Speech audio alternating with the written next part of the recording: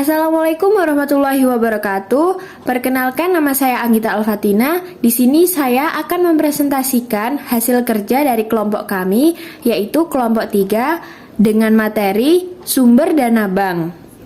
Di sini saya akan memperkenalkan anggota dari kelompok 3. Yang pertama ada Amelia Putri Kristanti, Anggita Alfatina, Imro'atus Solihah, Vina Dwi Rosadiana. Langsung aja ya ke materinya. Yang pertama ada pengertian sumber dana bank.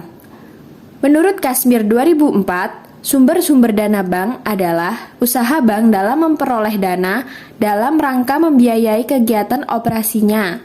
Sesuai dengan fungsi bank sebagai lembaga keuangan, di mana kegiatan sehari-harinya adalah bergerak di bidang keuangan.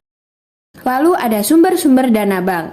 Yang pertama, dana modal sendiri, yaitu dana dari modal bank sendiri yang berasal dari pemegang saham meliputi yang pertama ada modal yang disetor, yang kedua ada cadangan-cadangan, yang terakhir ada laba yang ditahan.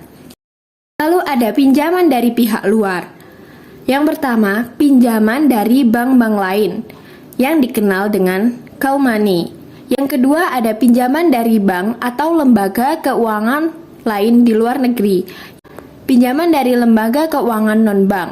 Yang terakhir ada pinjaman dari bank sentral untuk membiayai usaha masyarakat yang tergolong prioritas, apalagi yang berprioritas tinggi, seperti kredit investasi yang harus ditunjang sesuai dengan petunjuk pelita, misalnya pertanian, pangan, perhubungan tekstil, dan ekspor non-migas. Maka, Bank Indonesia memberikan bantuan dana yang dikenal dengan nama kredit likuiditas agar bank tidak terlikuiditasi. Lalu yang terakhir ada dana dari masyarakat.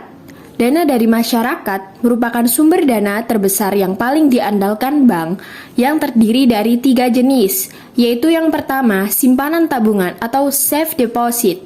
Menurut Kasmir 2004, tabungan merupakan simpanan pada bank yang penarikannya sesuai dengan persyaratan yang ditetapkan oleh bank.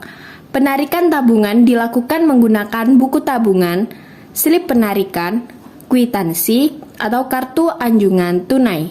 Yang kedua ada deposito. Menurut Kasmir 2006, deposito adalah salah satu tempat bagi nasabah untuk melakukan investasi dalam bentuk surat-surat berharga. Pemilik deposito disebut deposan. Kepada setiap deposan akan diberikan imbalan bunga atas depositonya.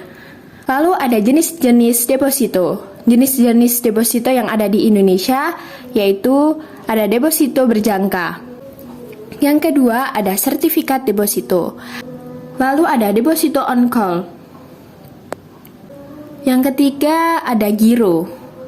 Menurut Kasmir 2003, giro adalah simpanan yang penarikannya dapat dilakukan setiap saat dengan menggunakan cek, billet, giro, sarana perintah pembayaran lainnya, atau dengan cara pemindah bukuan. Ketentuan rekening giro. Yang pertama, pemegang rekening dapat atas nama perorangan atau badan usaha. Yang kedua, bersifat rekening koran, artinya setoran dan penarikan dana dapat dilakukan sewaktu-waktu. Yang ketiga, ada memiliki batas saldo di rekeningnya. Yang keempat, pemenang rekening diberikan buku cek dan billet giro untuk melakukan transaksi. Lalu ada transaksi penarikan dan penyetoran tidak dibatasi jumlahnya, sepanjang saldonya itu masih cukup gitu ya. Lalu apabila dananya tidak cukup, penarikan dengan cek atau billet giro tidak boleh melebihi 3 kali dalam tempo 6 bulan. Karena akan terkena sanksi masuk dalam daftar hitam BI dan berakibat rekening ditutup. Lalu ada tanda tangan penarik yang tertera dalam cek. Harus sama dengan contoh tanda tangan yang berada di bank. Lalu ada faktor-faktor yang mempengaruhi jumlah dana masyarakat. Ada tingkat suku bunga, tingkat inflasi, kegiatan pemerintah di daerah, lokasi kantor bank, berbagai jasa yang diberikan, bentuk fisik, mutu pelayanan, bonaviditas, dan reputasi bank, kepercayaan yang diperoleh baik dari nasabah maupun dari pemerintah. Lalu ada fungsi sumber dana bagi bank. sebagai alat pembayaran kegiatan usaha. Nah, alokasi dana tersebut diperuntukkan sebagai berikut ya. Yang pertama, demand deposit. Hanya untuk membiayai kebutuhan dana jangka pendek seperti primary reserve, secondary reserve, serta kredit jangka pendek. Lalu ada saving deposit, hanya untuk membiayai kebutuhan penanaman jangka pendek berupa primary reserve dan kredit jangka pendek. Time deposit, hanya untuk membiayai secondary reserve, kredit jangka menengah, dan surat berharga. Capital deposit dapat dipakai untuk membiayai kredit jangka panjang, perdagangan surat berharga, dan aktiva tetap. Lalu dana berfungsi sebagai sumber likuiditas bank. Semakin banyak sumber dana yang ditempatkan pada pos-pos tersebut, maka semakin liquid bank yang bersangkutan. Sebaliknya, semakin mengecil dana yang ditempatkan pada pos tersebut mengindikasikan liquid bank yang bersangkutan relatif ketat. Lalu sebagai tolak ukur kepercayaan masyarakat terhadap bank yang bersangkutan, volume dana pihak ketiga dapat dijadikan indikasi tingkat kepercayaan masyarakat pada bank yang bersangkutan.